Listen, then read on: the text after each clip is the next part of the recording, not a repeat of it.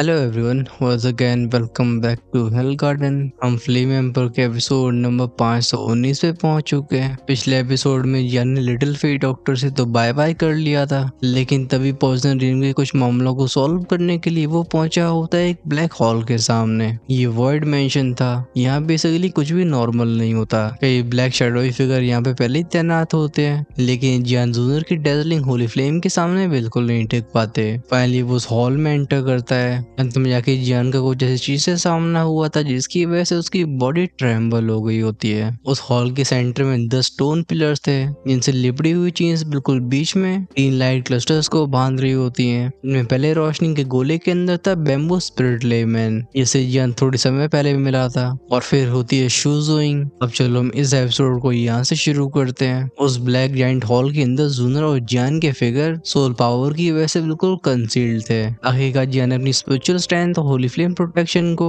एक special method के रूप में यूज किया था। जैसे भले हॉल के शेडोज में कुछ बींग्स मौजूद हो, लेकिन वो इन दोनों की प्रेजेंस को सेंस नहीं कर पाते। स्पेशली जब जियान की नजरें हॉल के बिल्कुल सेंटर पे जाती हैं, इनके एक्सप्रेशन ग्रेजुअली डार्क हो जाते हैं, क्योंकि इन ऊंचे ऊंचे ब्लैक स्टोन पिलर्स के बिल्कुल टॉप पे यहाँ से मोटी डार्क चेन्स निकल रही होती हैं। इन चेन्स ने उन 3 फिगर्स को बांध के रखा था। अभी डार्क चेन्स बिल्कुल जहरीले सरपेंट्स की तरह लगती हैं, जो कि तीनों कैदियों की वाइटैलिटी को खींच रही हो। ये इनकी फ्लैश बोन्स के अंदर घुस गई थी, जैसे बदने वालों की उंगली भी हिलाने की हिम्मत नहीं होती। इनकी सांसें बहुत भारी सी होती हैं। वही वे चेहरे डेथली पेल। ये तीनों फिगर्स अनमिस्टेकेबल थे। इनमें पहला वही ट्रिपल रीइंकार्नेशन एल्डर होता है, जैसे पॉइजन गॉड पैलेस ने यहाँ पे गार्ड करने के लिए तैनात किया था। और दूसरा होता है वही बैम्बू स्पिरिट लेमैन, जन इससे मिला था डेविल बरियर रिवर के अंदर। और तीसरी होती है एक वुमन की बॉडी, जैसे कई डेंस ब्लैक कर्स लाइन से ढक रखा था। जब जियान की नजरें उसके ऊपर टिकती, उसका दिल जैसे किसी जहरीले पंजे ने पकड़ लिया हो। उसका हार्ट ट्रेम्बल हो जाता है। और कुछ ऐसी सिचुएशन होती है जूनर की भी। हालांकि वो समझ नहीं पा रही थी कि इस लड़की को देख के वो ऐसा क्यों फील कर रही है। इस ब्लैक जाइंट हॉल के अंदर डेडली साइलेंस फैला हुआ होता है। हवा में अब भी वो रेजिडुअल वायलेंट एनर्जी टिकी हुई थी, जैसे बिखरने से मना कर रही हो। वहीं पे जमीन बिल्कुल कियोस में होती है। हम जगह जगह पे बिखरी हुई टूटी बॉडीज को देखते हैं। इनमें से कुछ कॉर्प्सेस को तो बीच में से फाड़ दिया गया था, बस वो ऑर्गन्स और बोन्स रह जाती हैं। किसी किसी का आधा सर मिसिंग होता है, लेकिन आधे सर के एक्सप्रेशंस बिल्कुल एब्सोल्यूट टेरर से भरे हुए थे। इनके बाल भीगे होते हैं उस पॉइजनस ब्लड से। हमारा ध्यान एक सही सलामत कॉर्प्स के ऊपर जाता है। इस व्यक्ति की आंखें अभी ओपन थी, लेकिन आंखों में जो पीपल्स होते हैं वो सुई की नोक के बराबर श्रृंक हो चुके थे, जैसे इसने कुछ ऐसा अनइमेजिनेबली हॉरिफाइंग विटनेस किया हो जिसकी दास्तां किसी को बयां नहीं करी जा सकती।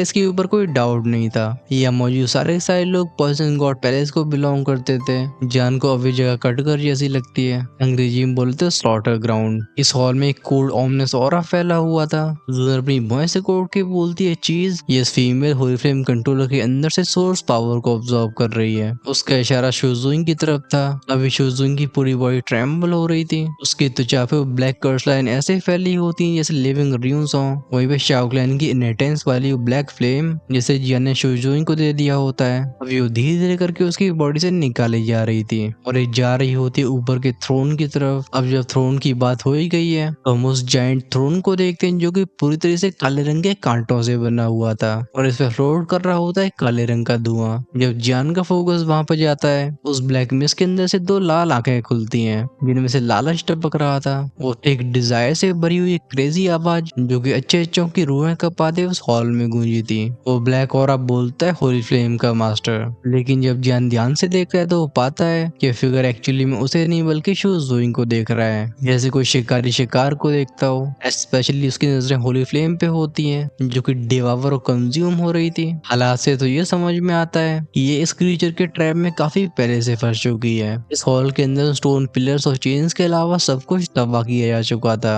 यहाँ बस डेथ रहती है। तभी तीनों में से एक बंधा हुआ फिगर ये हल्का सा कांपता है और कोई नहीं बैम्बू स्पिरिट लेमैन था, जिसके मुंह से आवाज आती है कि वो सच में फेट है। उसके धीमे से आंखें खुली थी जो जाती हैं बर्ल की वुमन के ऊपर। वो मनी मन में फिर से दोहराता है, बुक ऑफ मैजिक वर्ड्स ने गलत नहीं कहा था। वेल एक्चुअली पिछली बार जियान से मिलने के बाद बैम्बू स्पिरिट लेमैन ऐसे ही भटकता रहा, लेकिन बाई कोइंसिडेंस उसका सामना होता है शूजुइंग से, जो कि स्पेस टाइम के टर्बुलेंस में फंस चुकी थी। लेकिन इससे पहले वो रिएक्ट भी कर पाता सब कुछ खत्म हो गया। लगता है जैसे शूजुइंग ने भी कुछ सेंस कर लिया हो। उसकी बॉडी ट्रेम्बल होती होती है वो बड़बड़ाती है, नहीं मैं उसे अपना ऐसा रूप नहीं दिखा सकती। वो डेस्परेटली अपने सिर को झुकाती है जैसे अपने चेहरे को छिपाने की कोशिश कर रही हो। इस मोमेंट में उसकी स्नो वाइट स्किन उन टूटी हुई होली फ्लेम्स के द्वारा जलाई जा रही होती है। उसका ब्यूटीफुल चेहरा भी कर्स मार्क से भर गया था। वो पहली वाली वुमन नहीं लगती बल्कि वो एक विच लगती है। उसकी बची हुई सारी की सारी स्ट्रेंथ बस इतनी रह गई थी कि जिसे वो बस अपनी आंखों को उठा पाती, और जब वो ऐसा करती हालांकि उसका विजन काफी ब्लरी था लेकिन उसे जियान दिखाई दिया था जिसके बगल में एक वुमन थी, बिल्कुल प्योर फेरी की तरह। हालांकि वो अपनी आखिरी पलों में जियान को देखना चाहती थी लेकिन ऐसे मंजर को देख के उसका दिल तार तार हो जाता है। उसके दिलो दिमाग में पेन भर जाता है, धीरे धीरे आंसू बहते हैं, वीकनेस, ह्यूमिलेशन, डिस्पेयर ये सब साथ में फील होता है। वो फू करके गहरी सांसें लेने लगती है। अब उसे वो दुख और दर्द संभाला नहीं जाता।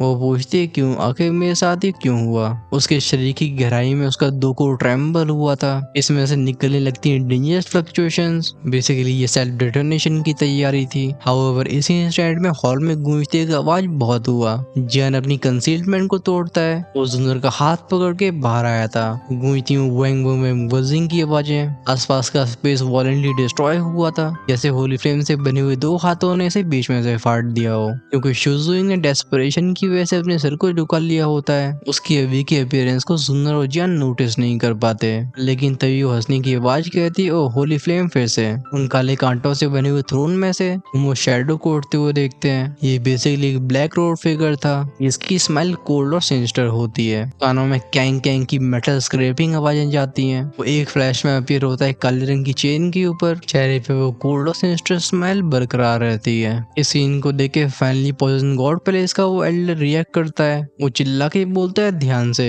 ये डीमन गॉड रियन का स्पिरिट मैसेंजर है और इसकी स्टैंड ट्रिवर इनकारनेशन के बराबर है, लेकिन ये जिस मैजिक पावर को यूज करता है वो बहुत अजीब है। मुझे इसी की ट्रिक्स ने हराया है, इसलिए इसे बिल्कुल हल्के में मत लेना। लेकिन ब्लैक रोड फिगर इसके ऊपर कोई ध्यान नहीं देता, बल्कि वो हाहा करके बोलता है मैं तो एक बड़ी मछली की तलाश में था, लेकिन यहाँ से दो छोटे से श्रिम्प दिखाई दे रही हैं। वो अपनी हेड को हल्का सा टिल्ट करता है, फिर कहता लगता है so called new poison god ये बस अफवाह है। जैसे शब्द उसके होठों से निकले होते हैं, उसकी काली रोब में से निकलते कई घोंसली फिगर्स। एक इंस्टेंट में पूरा हॉल सील हो जाता है। वो साए साए की ठंडी हवाएं चलती हैं जो सोल में सफोकेटिंग फियर को भर दे। ज्ञान भॉइस से कोट के बोलता है और ये पावर गोस रियम की क्यों लग रही है, यहाँ उसे बहुत गलत लग रहा था। अभी बेम्बू स्पिरिट लेमैन बोलता है ऐसा लगता है जानबूझ के तुम्हें अवॉइड कर रहा हो। ये बने हुए फिगर सब कुछ सेंस कर पाते हैं। जिस पल ज्ञान अपियर हुआ था उस ब्लैक रोड स्पिरिट मैसेंजर का डिमीनर बिल्कुल बदल गया होता है। हाँ उसका घमंड भी मौजूद था, लेकिन तब भी उसकी बातें दबी हुई थी जैसे वो अनईज और कॉशन महसूस कर रहा हो। तभी जुनर शुजुइंग की तरफ इशारा करके भौं से कोट के बोलती है क्या ये तुम्हें जानती है। सुनती जान के गाल हल्के से लाल हो जाते हैं। वो खांस के बोलते ये मेरे शाओक्लन की गार्डियंस में से एक है। मेरे क्लेन ने कुछ ऐसी चीजें की हैं जिसकी वजह से ये मुझसे नफरत करने लगे थे। जुनर गहरी सांस छोड़ के रिस्पॉन्ड नहीं करती, लेकिन एक्सप्रेशंस बता रहे थे कि उसके दिल में कोई न कोई हलचल जरूर हुई होगी, क्योंकि लव बिल्कुल सिंपल नहीं होता। इसे एक बार बांटे जाने पे ये फिर से एक नहीं हो पाता। वैसे भी काइलिन अपनी जगह तो ले ही चुकी होती है और लिटिल फेरी डॉक्टर, फिर ये शुजुइंग, जैसे हर एक नाम की कील जुनर के दिल में गड़ रही हो। आखिर कौन अकेला लवर नहीं रहना चाहेगा, लेकिन किस्मत कभी परमिशन नहीं पूछती। अच्छी बात यह कि इससे पहले इनके बीच की बात और बढ़ पाती, वो स्पिरिट मैसेंजर अपने हाथ उठा के बोलता है बहुत हो गई बात, इतनी सारी होली फ्लेम्स ये वर्थ इट है। लगता है मेरी ट्रिप बेकार नहीं गई। उसकी लाल आंखें लॉक हो जाती जान के ऊपर। वहीं पे शव की वैसा रिलीज हुई थी वो ब्लैक रोब। वो बोलते अपनी बॉडी के सारे होली फ्लेम सीड्स मेरे हवाले कर दे। बेसिकली उसे लग रहा होता है कि जियान के पास रियल होली फ्लेम नहीं बल्कि सीड्स हैं। उसे सराउंड करने वाले घोंसली शैडोज ये अपनी मुंह से चिया चिया की स्क्रीमिंग साउंड्स निकालने लगते हैं। फैलता है वो दहशत का माहौल। इस सब के बाद जब हमारा फोकस वापस जियान पे गया था तो पाते हैं कि उसका शरीर ट्रेम्बल हो रहा था इस हॉल के अंदर के खून खराबे को देख के। और वो तीनों फिगर्स जिन्हें स्टोन पिलर से बांध रखा है, खासकर शुजुइंग। जियान खुद को कंट्रोल नहीं कर पाता, गुर्रा के बोलते यू बैस्टर्ड की आंखों से निकलता है टेरिफाइंग किलिंग इंटेंट। ये सच था कि उसके दिल में शुजुइंग के लिए कोई रोमांटिक फीलिंग्स नहीं थी, लेकिन शाओक्लन के मामलों की वजह से वो हमेशा इस लड़की के लिए डीप गिल्ट फील करता रहा है। एंडलेस फायर टेरिटरी लौटने के बाद भी उसने प्लान किया था कि वो शुजुइंग से माफी मांगेगा, लेकिन अब ऐसे सर्कमस्टेंसेस में ये मिल रहे हैं। वो आखिर फ्यूरियस क्यों नहीं होता। जान अपनी आंखें बंद करके लो आवाज में कहता जुनर मेरे पर भरोसा करो, इसे मैं मैं हैंडल करूंगा। जिस मोमेंट में उसके शब्द फैलते हैं पूरा स्पेस थ्रम के साथ साथ झंडा जाता है। उसके शरीर को सेंटर बना के फैलती हुई एंडलेस पर्गोटरी फ्लेम्स, वो काले रंग की जमीन तुरंत ही लावा से भर जाती है। लेकिन देखिए सोल इंचेंटर और भी खुश हो गया था। वो अपने होठों को लिख करके बोलते बस एक छोटा सा बच्चा। क्या जियान की फ्लेम की रोशनी के बाद ही हमें दिखाई देता है कि जो भी क्रीचर है इसके डरावने दांतों के बीच में कुछ टूटी हुई उंगलियां उलझी हुई थी और कुछ बोन के फ्रेगमेंट्स भी होते हैं। जूनियर बॉय से कोड के बोलती है डिस्गस्टिंग। वो फिगर कैजुअली अपनी हथेली को उठाता है। घोसली पावर कंडेंस हुई थी। ये एक डार्क ऑरे से बना हुआ पाम अटैक होता है जिसके अंदर कई फ्लोरेसेंट पैटर्न्स दिखाई देते हैं। इसे सीधा आगे बढ़ा दिया जाता है जियान के हेड की तरफ। भले इस अटैक में जेन्युइन ट्रिपल इनकार्नेशन लेवल की स्ट्रेंथ मौजूद हो, लेकिन जियान एक कदम पीछे नहीं लेता। उसकी आंखें कोल्ड और हाथ क्लेंच हो जाते हैं। बिना हेजिटेशन के उसका पंच उस घोसले पाम से टकरा गया था। गूंजते हुए बूम की साउंड, इस डेफनिंग एक्सप्लोजन ने पूरे हॉल को हिला के रख दिया होता है। वो वोलेंट एनर्जी वेव्स पूरे स्पेस को तोड़ कर रख देती है। इन दोनों में पावरफुल कौन था हमें तुरंत ही मालूम पड़ गया था। मुझे एक्सप्लोजन में से जियान के शरीर को कई कदम पीछे जाते हुए देखते हैं। उसके पैर हवा में गहरे क्रैक्स बनाते हैं। वहीं पे काले रंग की चेन के ऊपर खड़ा वो सोल इंचेंटर ये बिल्कुल हिला भी नहीं था। अपने आप को स्थिर करने वाले जियान की आंखें और भी स्वॉलम हो चुकी थी। वो कहता है गोस्टियम की पावर और एलियन करप्शन। फ्लेम मंत्र हल्के से सर्कुलेट होता है। राइज होती है एक्सट्रीमली डेंजरस पावर। वो जानता था कि उसका ओपोनेंट बिल्कुल ऑर्डिनरी नहीं है, एक जेन्युइन ट्रिपल रीइंकार्नेशन जो कि ऐसी अजीब सी पावर को रखता है। ये जियान के लिए भी खतरा था। वो सोल इंजेंटर अपने चेहरे पे रेडिक्यूल को लेके बोलता है क्या सारे होली फ्लेम ऑनर्स इतने यूजलेस हो चुके हैं। ये सच में हंसने की बात है। चाहे पॉइजन गॉड पैलेस का वो ट्रिपल इनकार्नेशन एल्डर हो या फिर बेम्बू स्पिरिट लेमैन और इवन होली फ्लेम कंट्रोलर, ये बिना रेजिस्टेंस के उसके हाथ में आ चुके थे। अब यहाँ पे 2 शिकार और आए हैं। उसके हिसाब से ये भी काफी जल्दी डिस्पेयर में चले जाएंगे। लेकिन जैसे उसकी हंसने की आवाज गायब हुई होती है तभी रंबलिंग आवाज आती है। हॉल ट्रेम्बल होता है। वो पत्थर के खंभे हिलने लगते हैं। वर्ड में से निकली थी एंशिएंट टेरिफाइंग फ्लक्चुएशन। ये जियान की बॉडी को सेंटर बना के गोल गोल घूमने लगती है। ये प्राइमोर्डियल टेम्परेचर को बढ़ाता नहीं बल्कि घटा देता है। जमीन वैसे भी लावा बन चुकी होती है। गूंजती है जियान की फ्यूरियस आवाज। वो धाड़ के बोलता है गेट ऑफ पर्गेटरी। इस इंस्टेंट पे ग्लूमिंग घोसली और बिल्कुल सप्रेस हो चुका था। वहीं पे सबकी आंखों के सामने एक ह्यूज ब्लैक स्टोन गेट जिसमें एंडलेस फ्लेम पैटर्न सजे होते हैं ये हवा में मेटरलाइज हुआ था।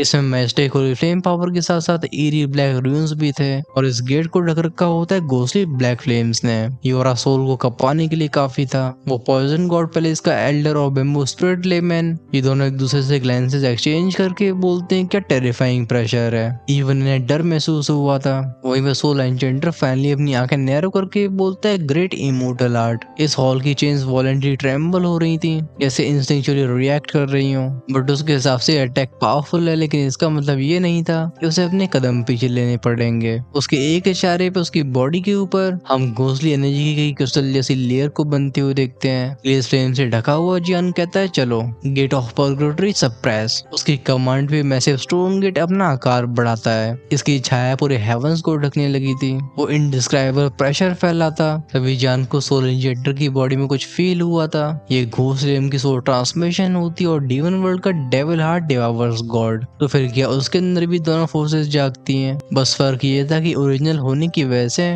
इनकी अथॉरिटी को अलग ही स्तर पर रखा जा सकता है और जन जिस पॉइंट में इन दोनों फोर्सेस को गेट ऑफ पर्गेटरी के अंदर भेजता है वो सोल इंचेंडर का दिल दहल जाता है। उसकी आंखों की पुतलियों के अंदर डर भर गया था क्योंकि अब बस एक गेट नहीं बल्कि एक अबिस बन चुका होता है जो कि सोल इंचेंडर की हर एक घोसली पावर को कोलैप्स करता जा रहा था। और क्रैक क्रैक क्रैक की आवाजें जो कि इस क्रशिंग एंशिएंट प्रेशर का सबूत थी ये सोल इंचेंडर को जमीन पे ला देती हैं। उसके शरीर में से हड्डियों की कड़कड़ाने की आवाजें सुनाई देती हैं। वो गला फाड़ के चिल्लाता है। वहीं पे गेट ऑफ पर्गेटरी भी श्रिंक हुआ था। कुछ ही पलों में उसकी बॉडी पूरी तरह सील कर दी जाती है लेकिन अब भी उसकी स्क्रीम्स रुकती नहीं है। पर्गेटरी गेट के अंदर गोस्टियम का मैजिक और डीवन वर्ल्ड का डिवाइन सप्रेशन ये सब एंशिएंट पर्गेटरी की पावर को फॉर्म कर रहे थे। कैस के सामने कल्टीवेशन या फिर सोल स्ट्रेंथ सब कुछ पैरालाइज हो जाता है। आखिर इंसानी शरीर के साथ उन एंशिएंट टैबूज का सामना कैसे कर सकता था। उसके अंदर की डार्क एनर्जीज प्योरीफाई होती है। फ्लैश मेल्ट होता है। सांसें तो भारी जान की भी थी। आखिरकार इस पावर को वो भी आसानी से विल्ड नहीं कर सकता। इसके बदले में उसे कुछ न कुछ कीमत तो चुकानी होगी और ये थी वो इंटेंस थकावट। लेकिन इसके रिजल्ट को भी डिनाई नहीं किया जा सकता। वो ट्रिपल ट्रिपल रिइंकार्नेशन सोल इंजेंडर ही जिंदा क्रश किया जा रहा था। At the same time hall का ग्लूमी ऑरा स्टेबलाइज होता है। हम शुजून के कांपते हुए शरीर को शांत होते हुए देखते हैं। फाइनली उसकी आंखें खुली थी और सबसे पहले जियान के फिगर को देखती है। उन नजरों में कॉम्प्लेक्स इमोशंस मिले हुए थे, वो शॉक, पेन और बिना कहा रिग्रेट। लेकिन वो नोटिस नहीं कर पाती कि उसकी पुराने एग्जॉशन की वजह से अब उसके शरीर के अंदर की पावर बिल्कुल बैलेंस हो चुकी थी। होली फ्लेम की बची हुई एनर्जी उसके खून और फ्लैश को बिल्कुल मेल्ट कर रही होती है। हम उसके सीने के सामने डार्क ब्लड को फॉर्म होते हुए देखते हैं। ये डीमंस का ब्लड था। ये ऐसा था जैसे बिना रियलाइज करे हुए उसकी आइडेंटिटी बदल रही हो। वो प्योरली ह्यूमन नहीं रह गई होती, बल्कि उसके अंदर होती साइलेंट ट्रांसफॉर्मेशन। अब क्योंकि क्राइसिस रिजॉल्व हो चुके थे, जूनर अपने हाथ को वेव करके उन एनर्जी बैरियर्स को तोड़ देती है जिसने तीनों को इम्प्रिजन कर रखा था। वो पूछती है, सीनियर क्या आप ठीक हो? पॉइजन गॉड पैलेस का वो ओल्ड मैन जियान और जूनर को रिलीफ के साथ देखता है। उसे रिला के बोलता है, मैं ठीक हूँ, धन्यवाद। पॉइजन गॉड पैलेस के अंदर जो भी हुआ उसे नेचुरली पता था, लेकिन क्योंकि उसे बॉर्डर पे स्टेशन किया गया था वो वापस नहीं लौट पाता है। लेकिन अब जब उन दोनों इंसानों को दिख रहा है जिन्होंने खुद पॉइजन गॉड की लाइफ को सेव किया है, वो क्लियरली कह सकता है कि चाहे स्ट्रेंथ हो या फिर कैरेक्टर, दोनों ही उसके रिस्पेक्ट के वर्दी थे।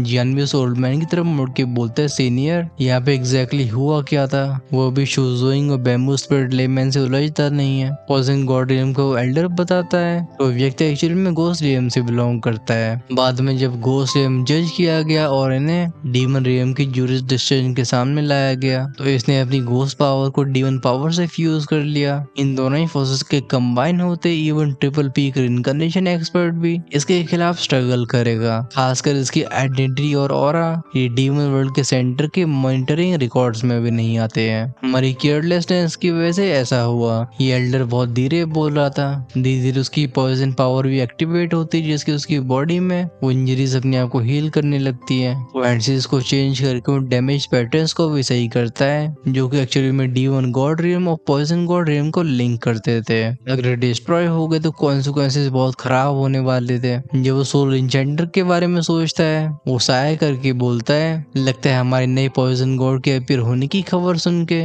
डीमन गॉड रियम का ये रिस्पॉन्स होगा। अगर हमारी पॉइजन गॉड रियम की सील हल्की पड़ जाती जैसे डीमन गॉड रियम को इन्वेट करने का मौका मिलता तो मैं इमेजिन भी नहीं कर पा रहा हूँ कि एल्डर्स के सामने मुझे क्या एक्सप्लेन करना पड़ता। वैसे भी पॉइजन गॉड रियम एक क्योटिक पीरियड से गुजर रहा है। ऐसे समय में एक रियल वॉर ये बिल्कुल सहा नहीं जा सकेगा। क्या तीनों ही कैदियों को छुड़वाने के बाद जूनर तुरंत ही जियान के बगल में आती है, उसे सपोर्ट करके बोलती है, ब्रदर जियान। उसकी नजरें धीरे से शूजुइंग की तरफ मुड़ी थी। इन दोनों के सामने चुपचाप से खड़ी वुमन जियान को इसके अंदर से शार्प कोल्ड प्राइड फील होता है। स्पेशली जब वो जियान को देखती है उसकी आंखें कॉम्प्लेक्स इमोशंस और डीप रिजेंटमेंट से भरी होती हैं। एक ही ग्लैंस में कहा जा सकता था कि इन दोनों के बीच में कोई न कोई हिस्ट्री रही है। ये लोग इससे पहले कुछ कह पाते, वो थोड़ी सी दूर खड़ी ब्यूटीफुल फिगर अचानक से ट्रेम्बल होती है। गूंजी थी पफ्ड की आवाज, उसके मुंह से खून की उल्टी होती है। ये ब्लड भले ब्राइट रेड हो लेकिन इसमें होता है एक वोलेंट डिमोनिक ऑरा जो कि क्लियरली इंसानी खून का नहीं होता।